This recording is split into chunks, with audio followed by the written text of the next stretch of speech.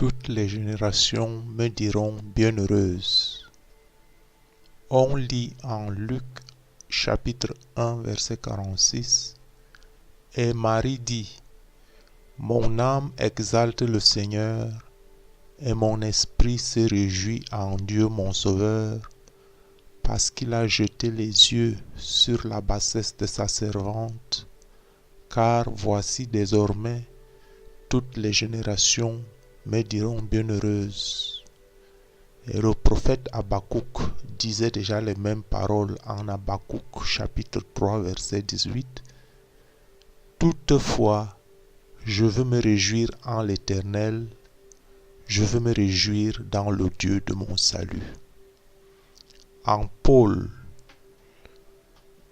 en Romains 16 verset 5, Paul nous dit, saluez aussi l'Église qui est dans la maison. Saluez Epaignète, mon bien-aimé, qui a été pour Christ les prémices de l'Asie. Saluez Marie, qui a pris beaucoup de peine pour vous. Or, Jean 1.1.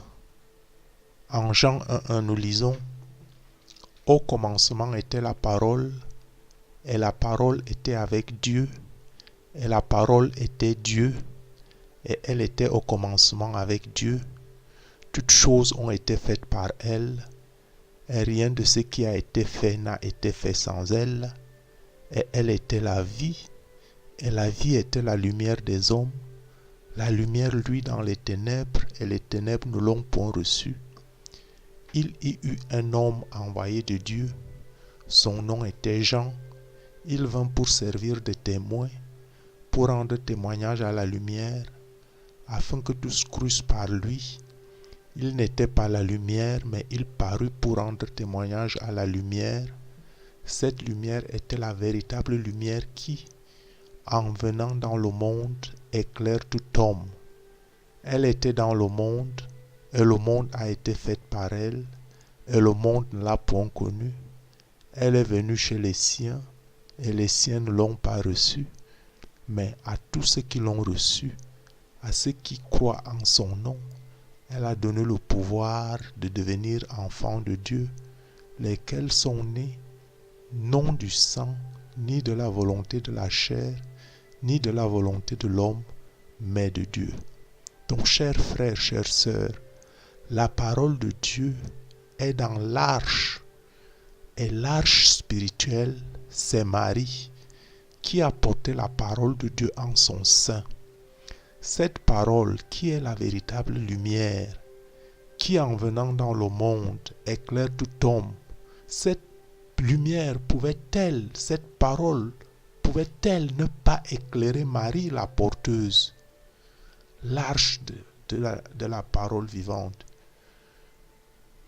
Mieux même, n'y aurait-il pas eu, frères et sœurs, n'y aurait-il pas déjà eu, frères et sœurs, de lumière en Marie avant de recevoir l'arche?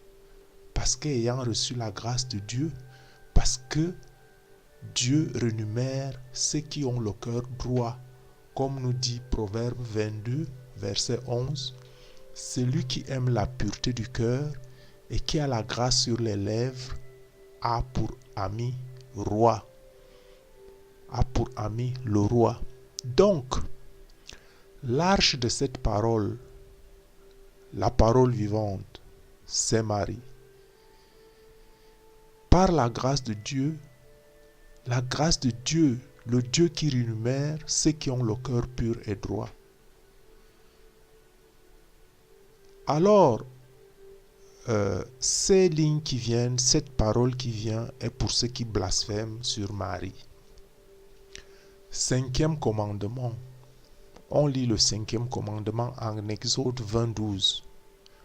Honore ton père et ta mère, afin que tes jours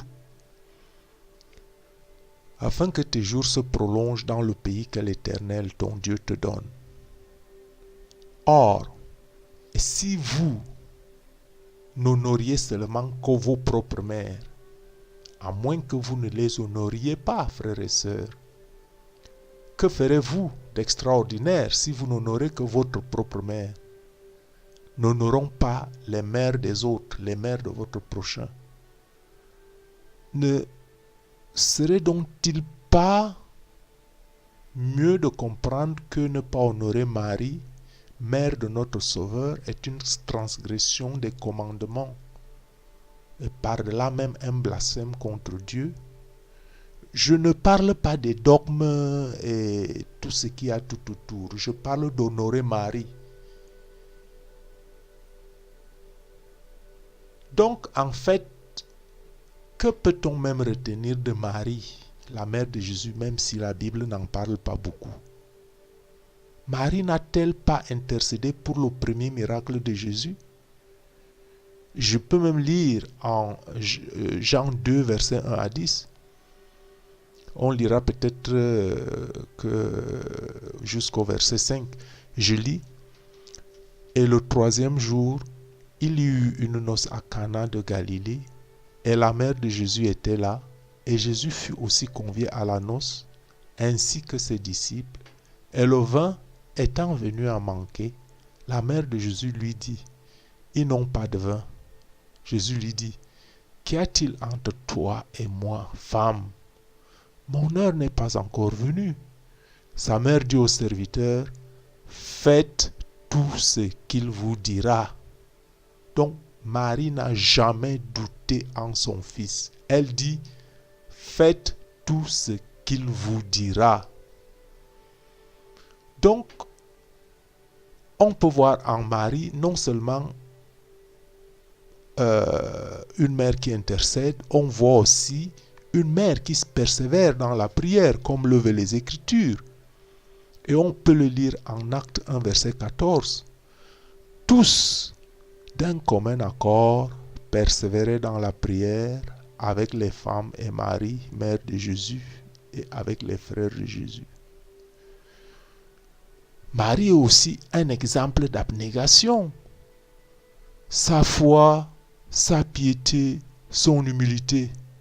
Et soyons comme elle a su être. Soyons comme elle a su être. Une servante dévouée de son Fils Christ, par lequel Dieu a accompli notre salut. Nul n'a aucun doute qu'il n'y a pas de salut en dehors de Jésus-Christ, car aussi il n'y a point d'autre nom sous le ciel qui soit donné parmi les hommes, parmi lesquels il nous faille être sauvés. Ça, c'est écrit en Acte 4, 2. Néanmoins, mis à part les dogmes, les statuts et consorts, nous devons quand même suivre l'exemple de Marie. Que le Saint-Esprit vous éclaire à ce point. Ça, c'est ma modeste contribution. Que Dieu soit loué. Que Jésus-Christ vous bénisse. Amen.